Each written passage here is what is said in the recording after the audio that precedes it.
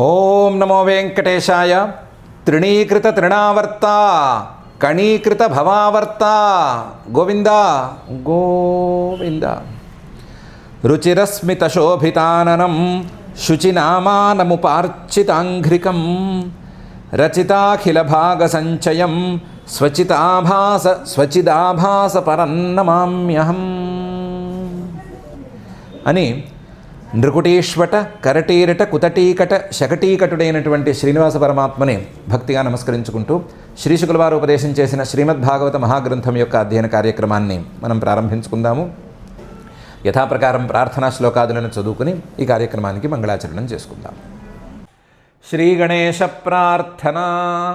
నఖేన జిత శుభ్రాంశుం మఖేన హితకామదం ముఖేన హస్తినందేవం సుఖే నమత సాదరం.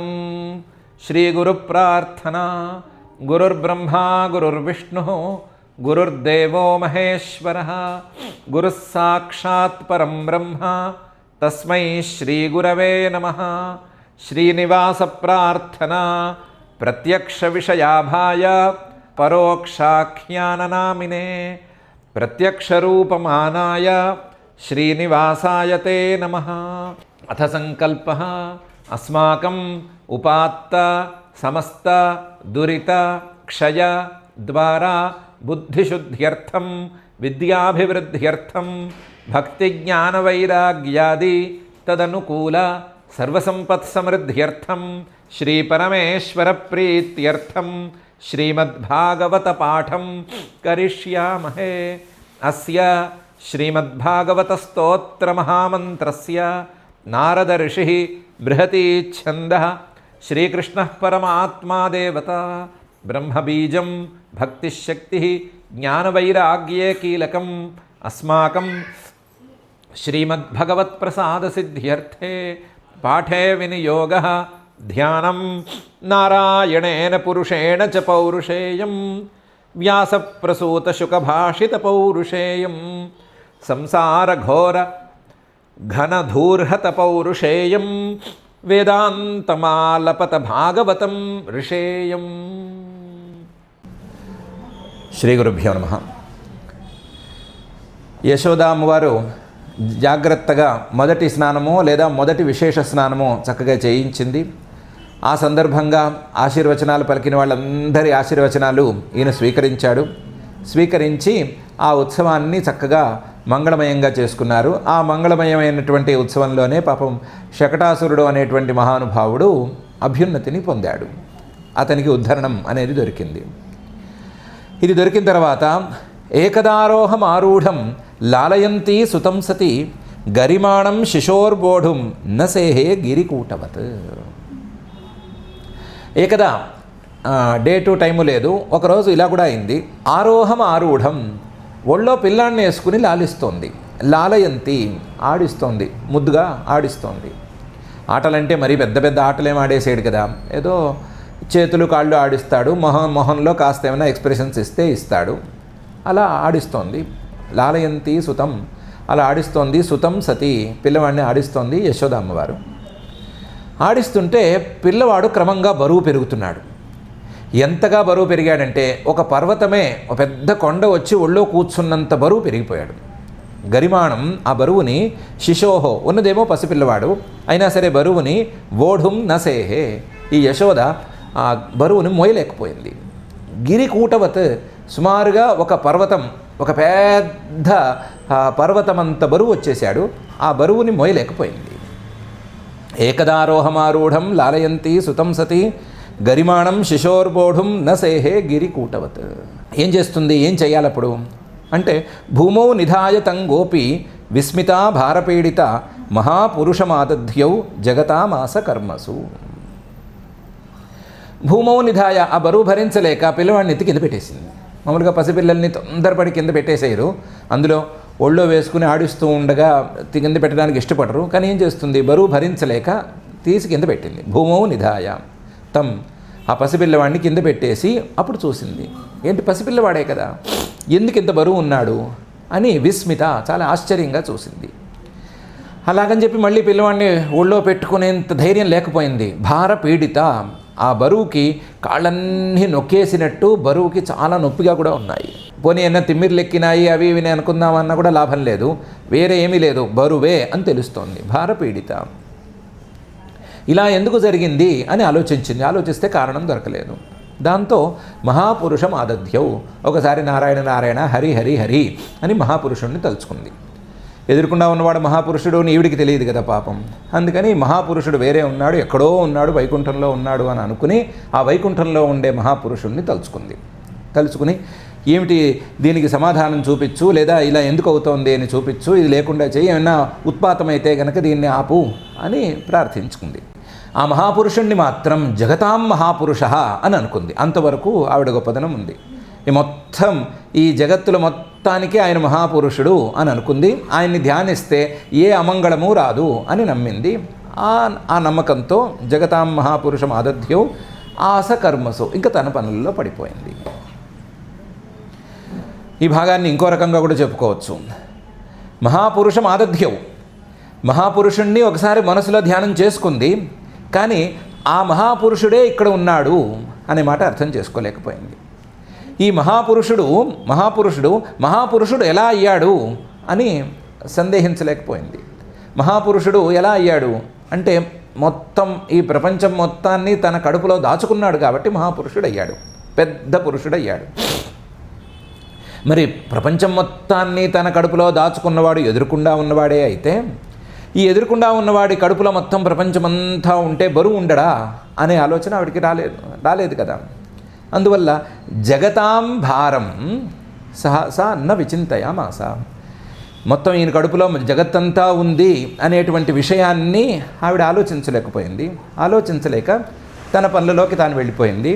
ఆస కర్మసు, కేవలం ఈ జగత్తు వేరు, ఈ జగత్తులో వస్తువులు వేరు, ఈ జగత్తు కంటే భిన్నంగా ఎక్కడో వైకుంఠంలో ఉన్నాడు శ్రీమన్ మహావిష్ణువు, ఆయన మహాపురుషుడు అనేటువంటి భావనలోనే, సామాన్య జనులు ఉండేటువంటి భావనలోనే ఇంత మహాతల్లి కూడా మునిగిపోయింది.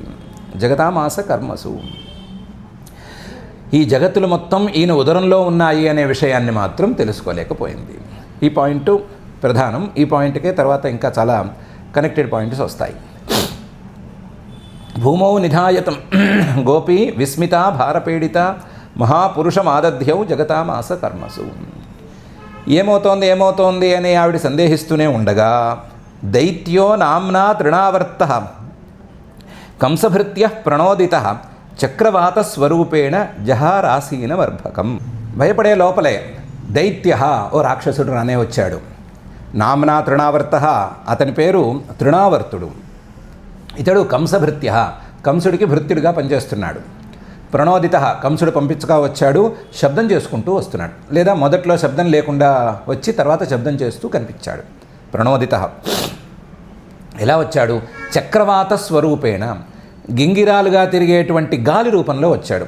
టోర్నడోసనో ఏదో అనాలి కదా, అలాంటి గాలి రూపంలో వచ్చాడు. చక్రవాత స్వరూపేణ వచ్చినవాడు వచ్చినట్టుగా ఆ పసిపిల్లవాడు ఉన్న చోటికి కూడా వచ్చి జహార ఆసీనం అర్భకం, భూమి మీద పడుకుని ఉన్నాడు కదా, భూమి మీద పడుకున్నటువంటి ఆ పిల్లవాడిని తనతో పాటు పైకెత్తికెళ్ళిపోయాడు. దైత్యో నామ్నా తృణావర్త కంసభృత్య ప్రణోదిత చక్రవాత స్వరూపేణ జహారాసీనమర్భకం. ఇది ఎలా జరుగుతుంది? ఎందుకంటే ఇంట్లోకి వచ్చిన గాలి ఎంత బలంగా ఉంటుంది, లోపలికి కదా వచ్చింది, లోపలికి కదా పసిపిల్లవాడు ఉన్నాడు. లోపలికి పసిపిల్లవాడు ఉంటే గాలి వస్తుంటే మిగతా వాళ్ళు ఎవరో అడ్డం పడతారు కదా, ఆ గాలి పిల్లవాడిని ఎత్తుకుపోకుండాను. ఇది ఎలా జరిగింది అంటే గోకులం సర్వమావృణ్వన్ ముష్ణౌశ్చక్షుంషి రేణుభి ఈరయన్ సుమహాఘోర శబ్దేన ప్రదిశో దిశ. అలా వచ్చాడు. గోకులం సర్వమావృణ్వన్ వచ్చేటప్పుడు మొత్తం గోకులాన్ని మొత్తాన్ని ఆవరించుకునే వచ్చాడు. ఆ వచ్చేటప్పుడు గింగిరాలు ఎత్తే గాలి కదా, ఆ టోర్నడో కదా, అందుకని ధూళికణాలను రేపి బాగా దుమ్ము రేపేసి ఆ దుమ్ము అక్కడ ఉండే జనాల కళ్ళల్లోకి పడేటట్లుగా చేసి ముష్ణన్ను చక్షుంషి, ఎవ్వరికీ చూపులు పనికి రాకుండా తయారు చేసి రేణుభి, ఈ ఇసుక రేణువులు దుమ్ము కణాలు వీటన్నిటినీ వాళ్ళ కళ్ళలోకి పోనిచ్చి ఎవరూ చూడలేకుండా తయారు చేసుకుంటూ వచ్చాడు. ఈరయన్ సుమహాఘోర శబ్దేన గిరగిర తిరుగుతూ చాలా ఘోరమైన శబ్దం చేశాడు. చివరికి మొదట్లో సైలెంట్గా వచ్చాడు, చివరిలో చాలా పెద్ద శబ్దం చేసుకుంటూ వచ్చాడు. ప్రదిశో దిశ, మొత్తం అన్ని దిక్కులకి శబ్దం చేశాడు. ఆ శబ్దానికి ఎవ్వరి చెవులు పనిచేయలేదు, అందరి చెవులు దిబ్బళ్ళు వేసిపోయినాయి. కాబట్టి చెవులు పనిచేయక, కళ్ళకి కనిపించక ఎవ్వరూ ఈ సందర్భాన్ని చూడలేకపోయారు. గోకులం సర్వమావృణ్వన్ ముష్ణంశ్చక్షుంషి రేణుభిః ఈరయన్ సుమహాఘోర శబ్దేన ప్రదిశో దిశ. ముహూర్తమభవద్గోష్ఠం రజసా తమసావృతం సుతం యశోదా నాపశ్యత్ తస్మిన్ న్యస్తవతి యతః. ఇలా ముహూర్తకాలం పాటు సుమారుగా 10-12 నిమిషాల పాటు, పోని పావు గంట అనుకుందాం మాట వరుసకి, పావు గంట పాటు ఈ హడావిడి చేశాడు. దాంతో ముహూర్తం అభవత్, ఆ పావుగంట పాటు గోష్ఠం మొత్తం గోకులమంతా కూడా రజసా తమసా ఆవృతం, మొత్తం ధూళితో నిండిపోయింది, పూర్తిగా ధూళితో కప్పబడిపోయింది. దానివల్ల ఎవరికీ ఏమీ కనిపించలేదు, మొత్తం చీకటిమయం అయిపోయింది. తమసా ఆవృతం, మొత్తం చీకటి, ఎటు చూసినా ఏమీ కనిపించటం లేదు. కళ్ళు తెరిస్తే కదా కనిపించడానికి, కళ్ళే తెరవట్లేదు. పావుగంట అయిన తర్వాత అయ్యవాడు అంటే ఈ వచ్చిన రాక్షసుడు ఇక్కడికి ఆగాడు, ఇక్కడ హడావిడి చేయటం అనే దాన్ని ఆపాడు. అప్పుడు కాస్త అంతా చల్లారిన తర్వాత ముందు యశోద తెప్పరిల్లింది. ఆవిడ తెప్పరిల్లి చూస్తే పిల్లవాడు కనిపించట్లేదు. సుతం యశోద నాపశ్యత్, వెతికింది. ఎక్కడ వెతికింది? తస్మిన్ యస్తవతి యతః, ఎక్కడ వెతికిందో అక్కడ, ఎక్కడ పెట్టిందో, ఎక్కడ తాను ఉంచిందో అక్కడ చూస్తే వెతికితే దొరకలేదు. ముహూర్తమభవద్గోష్ఠం రజసా తమసావృతం సుతం యశోదా నాపశ్యత్ తస్మిన్ యస్తవతి యతః. నాపశ్యత్ కశ్చనాత్మానం పరంచాపి విమోహితః తృణావర్త నిసృష్టాభిః శర్కరాభిరుపద్రుతః. అసలు పాపం యశోద అనే ఆవిడ పిల్లవాడు అనేటువంటి ఆరాటంతో కళ్ళు తెరవలేకపోయినా తెరిచి చూసిందేమో కానీ మిగతా వాళ్ళు అసలు కళ్ళే తెరవలేకపోయారు. నాపశ్యత్ కశ్చనాత్మానం, వాళ్ళు ఎక్కడున్నారో వాళ్ళకి తెలియలేదు. పరంచాపి, పక్కన ఎవరున్నారో వాళ్ళు కూడా కనిపించలేదు. విమోహిత, మొత్తం అందరూ ఒక రకమైన వ్యామోహంలో, ఒక రకమైన షాకులో ఉండిపోయారు. ఈ గాలి ఏంటి, ఈ గాలి చేసిన హోరు శబ్దం ఏంటి, ఈ గాలి తెచ్చిన దుమ్మేంటి అనేటువంటి హడావిడిలోనే ఉండిపోయారు. తృణావర్త నిసృష్టాభిః శర్కరాభిరుపద్రుతః. ఈ తృణావర్తుడు చేసిన హడావిడికి ఆ తృణావర్తుడు గిరగిరా తిరుగుతూ, గాలి రూపంలో గిరగిరా తిరుగుతూ ఆ రేణువులతో కొట్టిన దెబ్బలకి అందరూ పాపం దెబ్బ పడిపోయారు. తృణావర్త నిసృష్టాభిః శర్కరాభిరుపద్రుతః. అందువల్ల మిగతా వాళ్ళకి కనీసం ఈ పసిపిల్లవాడు ఎక్కడున్నాడు అనే ఆలోచన కూడా రాలేకపోయింది. యశోద మాత్రం పిల్లవాడెక్కడా అని వెతికితే ఆవిడికి దొరకలేదు. నాపశ్యత్ కశ్చనాత్మానం పరంచాపి విమోహితః తృణావర్త నిసృష్టాభిః శర్కరాభిరుపద్రుతః. ఇతి ఖరపవనచక్రపాం సువర్షే సుతపదవీమబలా విలక్ష్యమాత అనుస్మరంత్యశోచత్ భువి పతితామృతవత్సకా యథా గౌః. ఇతి ఖరపవన చక్రపాంసు వర్షే. ఈ రకంగా చాలా ఖరంగా అంటే తీక్ష్ణంగా ఉండే పవన చక్ర పాంసు వర్షే. పవన చక్రం అంటే గుండ్రంగా తిరిగేటువంటి గాలి, ఆ గాలితో వచ్చినటువంటి పాంసు వర్షం ధూళి కణాల యొక్క వర్షం. దీంతో సుత పదవీం అబలా అవిలక్ష్యమాత, తన పిల్లవాడు ఎక్కడున్నాడో కనిపించక అబల విలవిల్లాడిపోయింది ఆవిడ. సుత పదవీం అబలా అవిలక్ష్యమాత అతి కరుణం అనుస్మరంతి. అయ్యో నా పిల్లవాడెక్కడా అని ఆలోచిస్తూ అశోచత్ ఏడుస్తూ కళ్ళలోంచి నీళ్లు కారుస్తూ భువి పతిత కింద పడిపోయింది. పిల్లవాడు కనిపించకపోవడంతో ఆ బాధకి కింద కూడా పడిపోయింది. ఎలా అంటే మృతవత్సకా యథా గౌః. దూడ కనిపించకపోతే ఆవు ఎలా విలవిల్లాడుతుందో, ఆవు ఎలా కదలకుండా గడ్డి నోట్లో వేసుకోకుండా అలా కూలబడిపోతుందో అలా ఈవిడ కూడా కూలబడిపోయింది. కనిపించకపోతే ఆవుకి దూడ కనిపించకపోతే ఎంత బాధపడుతుందో అంత బాధపడింది ఈవిడ పసిపిల్లవాడు కనిపించకపోయేసరికి. ఇతి ఖర పవన చక్ర పాంసు వర్షే సుత పదవీమబలా విలక్ష్యమాత అతి కరుణమనుస్మరంత్యశోచత్ భువి పతితామృతవత్సకా యథా గౌః. రుదితమను నిశమ్య తత్ర గోప్యో భృశమనుతప్తధియోశ్రుపూర్ణముఖ్యః రురుదురనుపలభ్య నందసూనం పవన ఉపారత పాంసు వర్షవేగే. మిగతా వాళ్ళు ఈ లోపల కాస్త చల్లారారు, లేదా కాస్త వాళ్ళ బాధ తగ్గేసరికి రుదితం అనునిశమ్య, వాళ్ళ చెవిలో హోరు తగ్గి వాళ్ళు కూడా ఈ ఏడుపు విన్నారు. ఎవరి ఏడుపు? యశోద తాలూకు ఏడుపు విన్నారు. రుదితం అనునిశమ్య తత్ర గోప్య, ఎటువైపు ఎవరు ఏడుస్తున్నారు అని అటువైపు పరిగెత్తి చూస్తే యశోద ఏడుస్తోంది. భృశమనుతప్తదియ, యశోద ఆవిడికి నాయకుడి భార్య, వాళ్ళందరికీ కూడా ఆవిడ నాయకుడి భార్య, తనకి వాళ్ళందరికీ ఇష్టమైన ఆవిడ, వాళ్ళందరికీ ఇష్టమైనటువంటి శ్రీకృష్ణుడి తల్లి, ఆవిడ బాధపడుతోంది అనగానే వీళ్ళందరూ కూడా చాలా బాధపడ్డారు. అనుతప్తధియ, వీళ్ళు ఏడుపు మొహాలు పెట్టారు, నిజంగానే ఏడ్చారు. ఈసారి ఏదో రమ్మంటే వచ్చిన ఏడుపు కాదు ఇది, నిజంగానే వాళ్ళు కూడా ఏడ్చారు. అశ్రు పూర్ణముఖ్య, వాళ్ళకి కళ్ళ నిండా నీళ్లు కారినాయి. రురుదుహు, అందరూ ఒక్క పెట్టును ఏడ్చారు.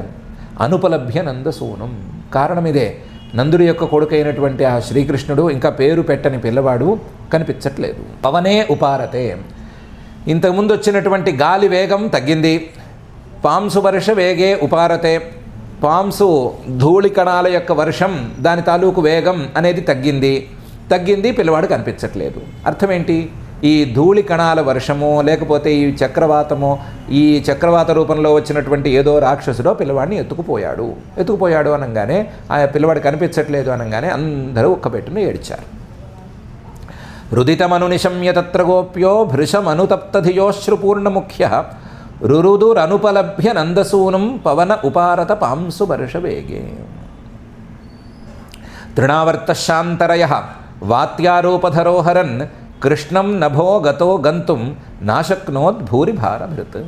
తృణావర్త, ఈ తృణావర్తుడు శాంతరయ, వేగాన్ని తగ్గించుకున్నాడు. వాత్యారూపధర, చక్రవాత రూపంలో వచ్చి హరన్, శ్రీహరిని ఎత్తుకుపోయాడు కదా, శ్రీకృష్ణుని ఎత్తుకుపోయాడు కదా, ఎత్తుకుపోయినవాడు నభోగత, ఆకాశానికి ఎగిరాడు. ఆకాశానికి కష్టం మీద ఉన్న శక్తులన్నీ ఉగ్గబెట్టుకుని ఎగిరాడు.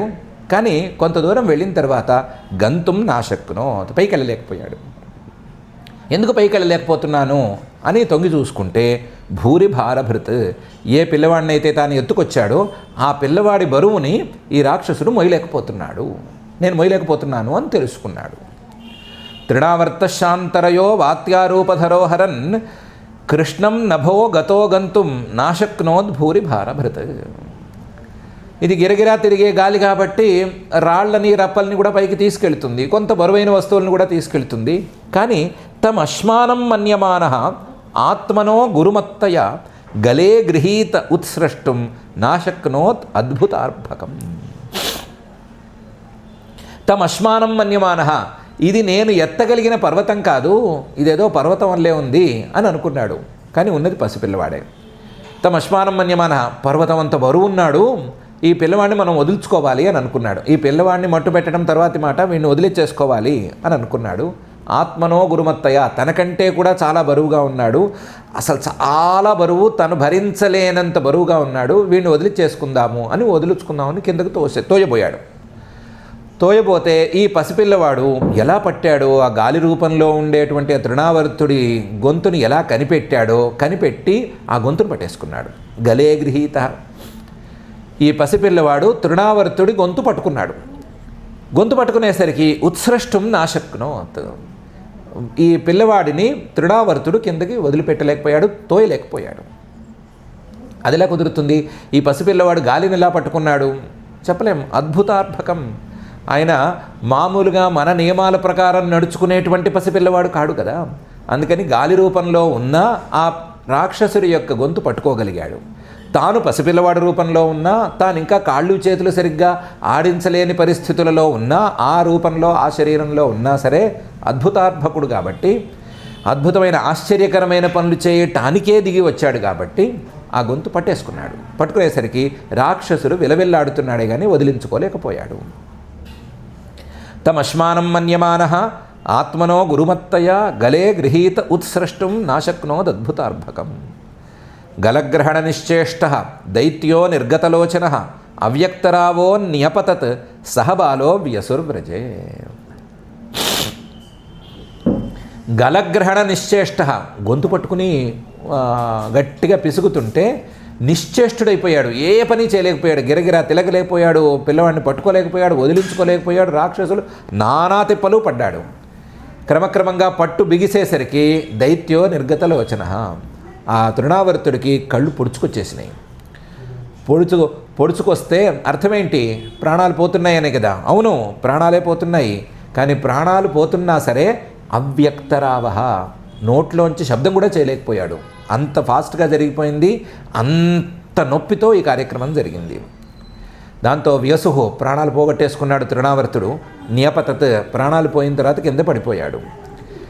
సహబాల, బాలుడితో పిల్లవాడితో సహా కింద పడ్డాడు. వ్యసుర్వ్రజే, ప్రాణాలు లేకుండా ఆ గోష్ఠంలోనే, ఏ గోష్ఠంలో లేకపోతే ఏ గోకులంలో ఈ పిల్లవాడిని గిరగిరా తిరుగుతూ పైకి తీసుకెళ్ళాడు ఆ గోష్ఠంలోనే కింద పడ్డాడు.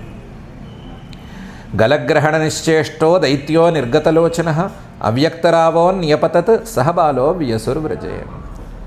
తమంతరిక్షాత్ పతితం శిలాయాం విశీర్ణ సర్వావయవం కరాళం పురం యథా రుద్రశరేణ విద్ధం స్త్రియోరుదత్యో దదృశుః సమేతాః. తమంతరిక్షాత్ పతితం, అంతరిక్షం నుంచి పైనుంచి పడ్డాడు రాక్షసుడు. శిలాయాం పతితం, ఓ బండరాయి మీద పడ్డాడు. బండరాయి మీద పడేసరికి రాక్షసులకి మరణ సమయంలో వాళ్ళ స్వరూపం వస్తుంది, వాళ్ళ అసలు రూపం వస్తుందంటారు కదా. అసలు రూపం వచ్చింది. ఆ బండరాయి మీద పడేసరికి అసలు రూపంతో విశీర్ణ సర్వావయవం, మొత్తం ఉన్న అవయవాలన్నీ ఊడిపోయినాయి. చేతులు, కాళ్ళు, పొట్ట, తలకాయ, చెవులు, కాళ్ళు అన్నీ విడివిడివిడిగా పడ్డాయి. కరాళం, అది చూడ్డానికే చాలా భయంకరంగా ఉంది. ఎంత భయంకరంగా ఉందంటే పురం యథా రుద్రశరేణ విద్ధం. ఎప్పుడో పురాణకాలం రోజుల్లో ఆ త్రిపురాసురు మీద కోపంతో ఒకే ఒక బాణాన్ని పరమేశ్వరుడు వేస్తే, ఆ పరమేశ్వరుడు వేసిన బాణం దెబ్బకి 3 పురాలు కింద పడిపోతే, ఆ 3 పురాల్లో ఉండేటువంటి రాక్షసులు వాళ్ళ అవయవాలన్నీ ఎలాగైతే చెల్లాచెదరైపోయినాయో, చెల్లాచెదరుగా ఉండి చూసే వాళ్ళందరికీ భయాన్ని కలిగించినాయో, అంత భయంకరంగా ఈ సీన్ ఉంది. పురం యథా రుద్రశరేణ విద్ధం. అది ఎవరు చూశారు? స్త్రియో రుదత్యో దదృశు. అంతవరకు ఏడుస్తూ ఉండేటువంటి స్త్రీలు ఆ శబ్దానికి, ఆ హడావిడికి ఒకసారి తిప్పి చూశారు. సమేత, అందరూ చూశారు. ఒకేసారి అందరూ చూశారు. ఒకేసారి అందరూ చూస్తూ ఉండగానో లేదా అలా వాళ్ళు చూసి చూడగానో ఈ సీన్ జరిగిపోయింది. లేదా పడిన వెంటనే వాళ్ళు చూశారు, లేదా పడుతూ ఉండగా వాళ్ళు చూశారు. తమంతరిక్షాత్ పతితం శిలాయాం విశీర్ణ సర్వావయవం కరాళం పురం యథా రుద్రశరేణ విద్ధం స్త్రియో రుదత్యో దదృశుః సమేతాః. ప్రాదాయమాత్రే ప్రతిహృత్య విస్మితాః కృష్ణంచ తస్యో రసిలంబమానం తం స్వస్తిమంతం పురుషాదనీతం విహాయసా మృత్యుముఖాత్ ప్రముక్తం గోప్యశ్చ గోపాః కిల నందముఖ్యాః లబ్ధ్వా పునః ప్రాపురతీవ మోదం. ప్రాదాయ, ముందు వీళ్ళందరూ తల్లులందరూ పోటీ పడి పరిగెత్తారు పిల్లవాడి దగ్గరికి. రాక్షసుడు పడితే పడ్డాడు, అవయవాలు పడితే పడ్డాయి, కరాళంగా ఉంటే ఉన్నాయి, మన పసిపిల్లవాడు అనుకుని పసిపిల్లవాడి దగ్గరికి పరిగెత్తారు. ఎవరో ఒక ఆవిడ మొత్తానికి పసిపిల్లవాడిని తీసుకుని పాపం నిజాయితీగా మాత్రే ప్రతిహృత్య తీసుకొచ్చి తల్లికి ఇచ్చింది, యశోదకి ఇచ్చింది. ఆవిడ కూడా తల్లి కదా, తల్లి ఏ బాధపడుతోంది తెలుసు కాబట్టి ముందు తల్లికి ఇచ్చింది. ఇచ్చిన తర్వాత ఆశ్చర్యం మొదలుపెట్టారు. విస్మితాః, ఏం ఆశ్చర్యం? కృష్ణంచ తస్యో రసి లంబమానం. అదేమిటమ్మా, ఈ పసిపిల్లవాడిని రాక్షసుడు పైకెత్తాడు, మనం పైకెత్తడం చూడలేదు కానీ పైకెత్తాడనే తెలుస్తోంది. పైకెత్తాడని తెలుస్తుంటే ఆ పైనుంచి కింద పడితే తస్య ఉరసి లంబమానం, మిగతా అవయవాలన్నీ చెల్లాచెదరైపోయినాయి. ఆ రాక్షసుడు యొక్క గుండె మీద పిల్లవాడు చక్కగా ఎలా పట్టుకుని నుంచున్నాడమ్మా. ఈ పిల్లవాడు భయం లేకుండా, లేకపోతే ఏం ఇబ్బంది లేకుండా, చెక్కు చెదరకుండా ఎలా ఉన్నాడమ్మా అని ఆశ్చర్యపోయారు. స్వస్తిమంతం, ఏం చెక్కు చెదరలేదు, చిన్న గీత పడలేదు, ఘాటు పడలేదు. పైనుంచి పడితే రాక్షసుడి అవయవాలేమో చిన్న భిన్నమైపోయినాయి, ఈ పసిపిల్లవాడికి మాత్రం ఏం కాలేదు. మళ్ళీ రాక్షసుడి అవయవాలేమో చిన్న భిన్నమైపోయినాయి, ఈ పసిపిల్లవాడి శరీరానికి ఏమీ గీత పడలేదు. తం స్వస్తిమంతం పురుషాదనీతం, పోనీ కింద పడ్డప్పుడు ఏదైతే అదైంది, పైకి తీసుకెళ్ళిన వాడు పురుషాదుడు, అంటే మనుషుల్ని విరుచుకుని తినేసేవాడు. అలాంటి వాడు పైకి తీసుకెళ్తే ఈ పిల్లవాడికి ఏం కాలేదు. పురుషాదనీతం. ఎక్కడికి తీసుకెళ్ళాడు? విహాయస, ఆకాశానికి తీసుకెళ్ళాడు. కాబట్టి మృత్యుముఖాత్ ప్రముక్తం, మృత్యుముఖానికి వెళ్ళి మళ్ళీ తిరిగి వచ్చాడు అని అనుకున్నారు. ఈయనే అందరికీ మృత్యువు అనే సంగతి వాళ్ళకి తెలియదు కదా పాపం. అందువల్ల మృత్యుముఖాత్ ప్రముక్తం అని అనుకున్నారు. దాంతో గోప్యశ్చ గోపాః కిల నందముఖ్యా వీళ్ళందరూ ఆలోచించి చివరికి ఏం తేల్చుకున్నారంటే అమ్మయ్య మన పిల్లవాడు మనకి దక్కాడు అని తేల్చుకున్నారు. లబ్ధ్వా పునః మనం మళ్ళీ మన పిల్లవాడిని పొందగలిగాము అని సంతోషించారు. ప్రాపురతీవ మోదం నష్టద్రవ్యలాభంతో వచ్చే సంతోషాన్ని బాగా అనుభవించేశారు. ప్రాదాయమాత్రే ప్రతిహృత్య విస్మితాః కృష్ణంచ తస్యోరసి లంబమానం తం స్వస్తిమంతం పురుషాదనీతం విహాయసా మృత్యుముఖాత్ ప్రముక్తం గోప్యశ్చ గోపాః కిల నందముఖ్యాః లబ్ధ్వా పునః ప్రాపురతీవ మోదం. వాళ్ళలో వాళ్ళు ఏదో మాట్లాడుకున్న దాన్ని మనం రేపు లేదు ఎల్లుండి చూడటం మంచిది. ఎందుకంటే ఇప్పటికే చాలా సమయం అయిపోయింది, ప్రయాణం ఉంది. ప్రయాణం ఉన్న హడావిడిగా కూర్చుని రికార్డు చేస్తున్నాం, టైం అయిపోతుంది కాబట్టి ఇక్కడికి ఆపుకోవాలి. అధ్యాయంలో ఇంకా 7 శ్లోకాలు ఉన్నాయి. ఈ 7 శ్లోకాలని మనం తర్వాత చూసుకుందాము. రేపటికి ప్రయాణం పూర్తయి వచ్చి మళ్ళీ కూర్చుని రికార్డు చేసేంత తీరుబడి ఉన్నట్లు అనిపించడం లేదు.